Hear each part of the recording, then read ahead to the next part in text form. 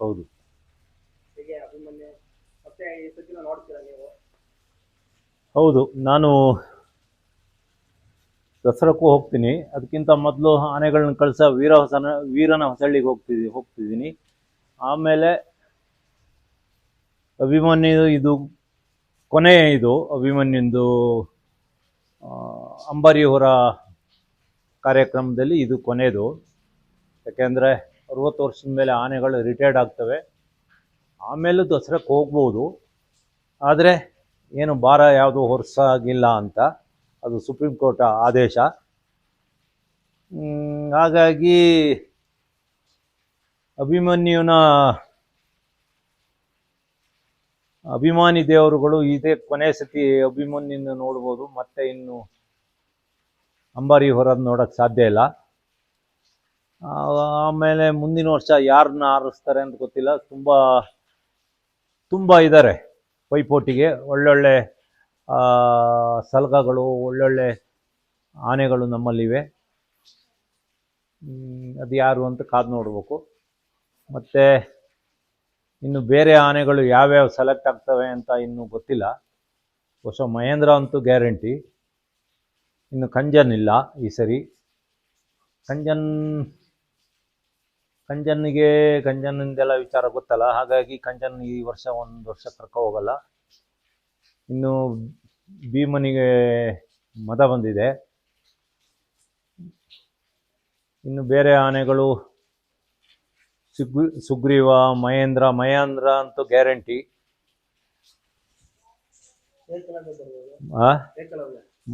ಏಕಲವ್ಯ, ಮಹೇಂದ್ರ ಇವರೆಲ್ಲ guarantee select ಆಗ್ತಾರೆ.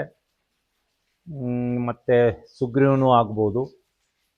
ಕಂಜನ್ ಬದಲಿಗೆ ಯಾರನ್ನ ಕರ್ಕೊ ಹೋಗ್ತಾರೆ ಅಂತ ಗೊತ್ತಿಲ್ಲ. ಆಮೇಲೆ ನೀವು ಎಕ್ಸ್ಪೆಕ್ಟ್ ಮಾಡಿದ್ರಿ ಕಂಜನ್ ಬರಬೇಕು ಅಂತ ಹೇಳಿದ್ರಿ. ಕಂಜನ್ ಅವತ್ತೊಂದು ಘಟನೆ ನಡೆದೋಯ್ತು ಅಷ್ಟೇ, ಬಿಟ್ಟರೆ ಕಂಜನ್ ಯಾರು ಮನುಷ್ಯರ ಮೇಲೆ ಅಟ್ಯಾಕ್ ಮಾಡಿಲ್ಲ ಇಷ್ಟವರೆಗೂ. ಕಂಜನ್ನೇ ಬೇರೆ ಆನೆ ಹತ್ರ ಪೆಟ್ಟು ತಿಂದು ಕೂಗಾಡಿಕೊಂಡು ಮೈಸೂರು ಇದರಲ್ಲೆಲ್ಲ ಓಡಾಡಿದ್ದ. ಹಾಗೆ ಹೇಳಕ್ಕೆ ಹೋದರೆ ಕಂಜನ್ನ ಅಟ್ಟಿಸ್ಕೆ ಹೋದ್ರಲ್ಲ ಆನೆಗಳು ಹೋಗ್ತಾ ಇದ್ದಾವೆ ಈಗ. ಅದೇ ಕಂಜನ್ ಕರ್ಕೊ ಹೋಗ್ಬೋದು. ಕಂಜನ್ ಅಂತ ಏನಿಲ್ಲ, ಈಗೆಲ್ಲ ಸರಿಯಾಗಿದ್ದಾನೆ ಕಂಜನ್ ಆನೆ ಬೇಕಿತ್ತು. ಯಾಕೆಂದರೆ ಕಂಜನ್ ಏನು ಯಾವ ಆನೆಗೂ ಕಡಿಮೆ ಇಲ್ಲ. ಉದ್ದ ಕೋರೆಗಳು, ಎತ್ತರದ ನಿಲುವು, ಕಿವಿ ಅಗಲಿಸಿ ತಲೆ ಎತ್ತಿ ನಡೀತದೆ.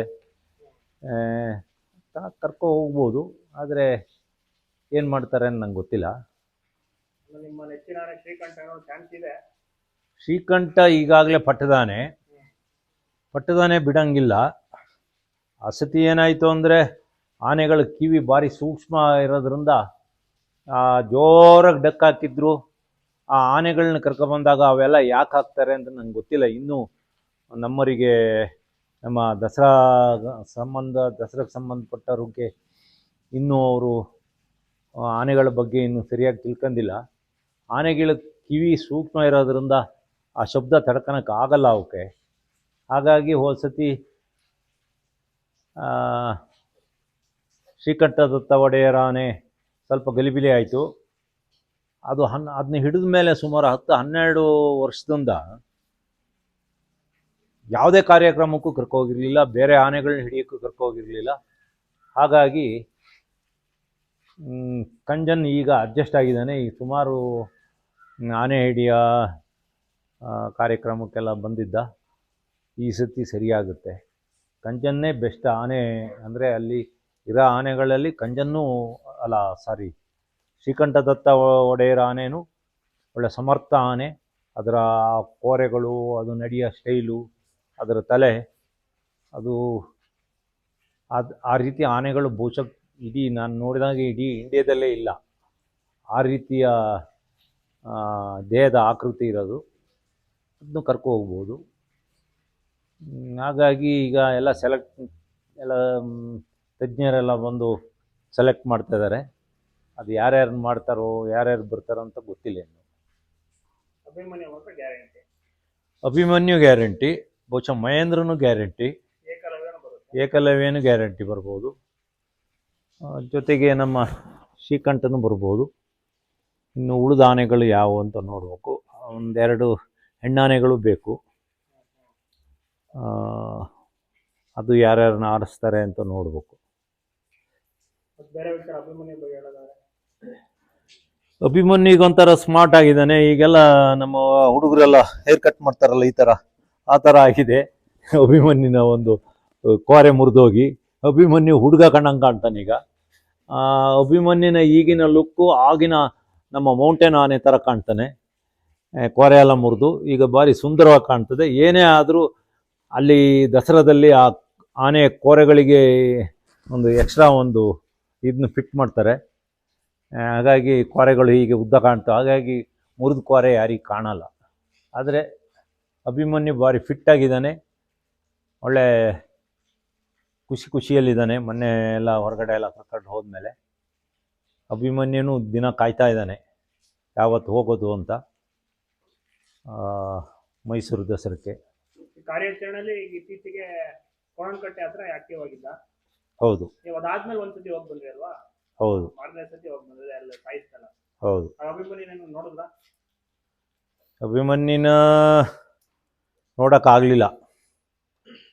ಹಂಗೆ ನೋಡ್ಕೊಂಡು ಅಲ್ಲೇ ಆ ದೂರದಿಂದ ನೋಡ್ಕೊಂಡು ಬಂದಿಸಿದ.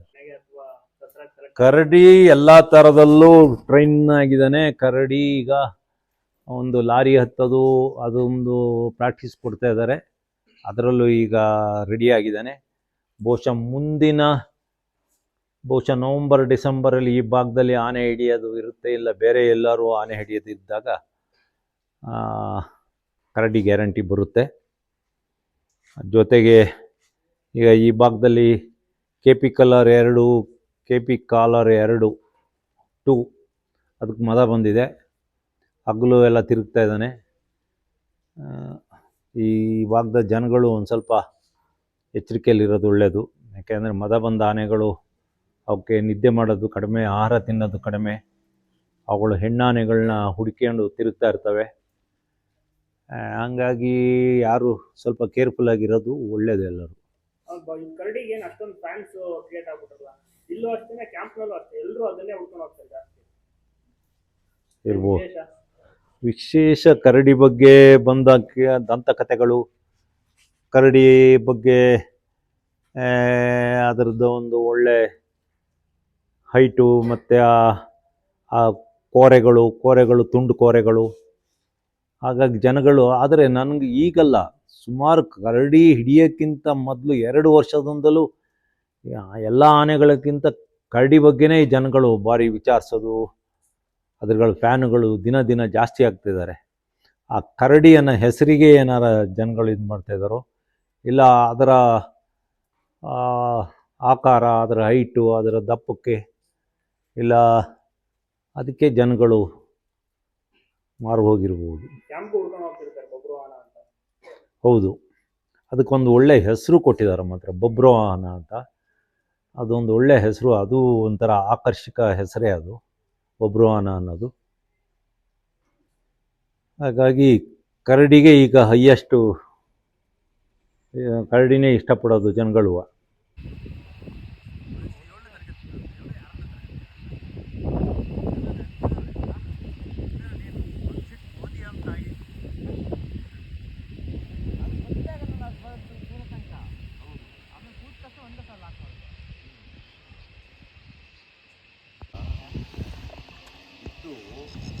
ಕತ್ತೆ ಹೋಗ್ಬೇಕು, ಕೈಕಾಲು ಸೊಂಟ ಮುಟ್ಕೊಂಡ್ರೆ ಆಮೇಲೆ ನಮ್ಮ ಕತೆ ಮುಗಿತು. ಅರ್ಧ ಜೀವ ಇರಬಾರ್ದು ಅಂತ ಅದಕ್ಕೆ ಅದ್ರ ಪ್ರವಾಸ ಬೇಡ. ಈಗ ರಾತ್ರಿ ಮಲ್ಕೊಂಡು ನಾನು ಯೋಚನೆ ಮಾಡಿದಾಗ ಹೆದರಿಕಾಗ್ತದೆ ನನಗೆ.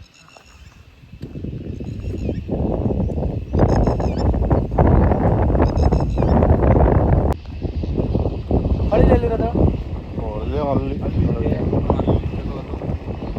ಇಲ್ಲಲ್ಲಿ ಹೋಗು, ಅಲ್ಲೇ ಇರೋದು ಆನೆ. ಅದು ಅವನು ಹೇಳ್ತಾನೆ ಕ್ಲೀನ್ ಮಾಡಿದ್ದಾರೆ.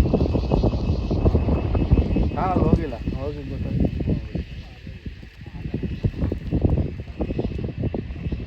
ಆದರೆ ಎಲ್ಲವೂ ಕರೆಕ್ಟಾಗಿ ಕೆಲಸ ಮಾಡ್ಯಾರ, ಎಲ್ಲ ಲೀಕಾಗಿ ಹೋಗ್ತದ. ಮಾಡಿದಾರೆ ಏನಾದ್ರು ನೀರು ಬಿಟ್ಟಿಲ್ಲಲ್ಲ, ಮಾಡಿಲ್ಲ. ದುಡ್ಡಿಗಾಗಿ ಏನಾದ್ರು ಮಾಡ್ತಾರಲ್ಲ. ಹೌದು, ನೀರು ನಿಲ್ಬೇಕಲ್ಲ. ಅದೇ ಮೇನ್ ಅದೇ.